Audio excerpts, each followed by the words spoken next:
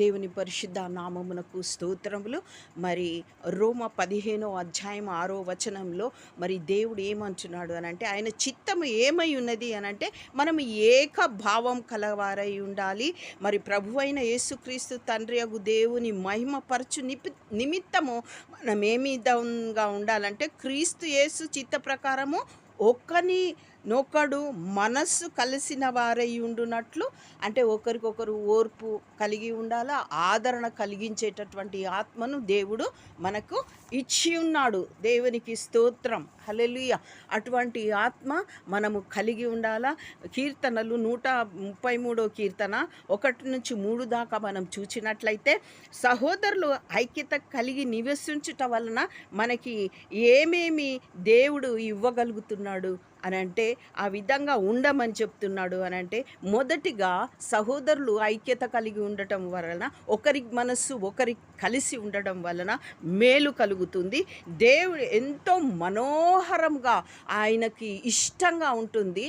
మరి మూడవది అంటే ఇష్టంగా ఉంటుంది, మనోహరంగా ఉంటుంది అనంటే, నోవాహు మరి భూలోకంలో ఉన్న జనులంతయు అంటే కొట్టుకొని పోయి అంతా అయిపోయిన తర్వాత ఆయనను తన కుటుంబాన్ని మరి దేవుడు క్షేమంగా ఆ ఓడలో ఉంచిన తర్వాత గొప్ప బలి ఇచ్చిండు చూడండి.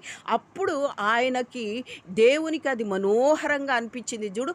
అటువంటి గొప్ప బలిలాగా ఈ ఐక్యత, సహోదరుని ఐక్యత ఉంటుందట. అంత మనోహరంగా ఉంటుంది. అంత నోవాహు ఇచ్చినటువంటి తొలిగా మరి తిరిగి భూమి మీద ఏ విధంగా ఆయన అడుగుపెట్టినప్పుడు ఆయన సంతోషించిండో, ఊపిరాడిందో, ఆయనకు మరి తిరిగి ఆయన బ్రతికినటువంటి గొప్ప సంతోషం, తన కుటుంబం అంతా బ్రతికినటువంటి గొప్ప సంతోషం ఆయనకు కలిగిందో, అప్పుడు ఇచ్చిన గొప్ప బలిలాగా ఇది మన దేవునికి అంటే సహోదరుల ఐక్యత కలిగి ఉండడం వల్ల ఆయనకి ఇది అంత మనోహరమైన బలిగా అనిపిస్తుంది. మూడవదిగా, సహోదరులు ఐక్యత కలిగి ఉండుట దేనితో సమానం అంటే, తల మీద నుండి పరిమళ తైలం పోస్తే అంగీల అంచు వరకు అది వచ్చింది. అంటే అది అక్కడ ఏమని అర్థం వస్తుందంటే, ఈ సహోదరులు ఐక్యత కలిగి ఉండటం వల్ల పేద గొప్ప, దానికి ఆడ మగ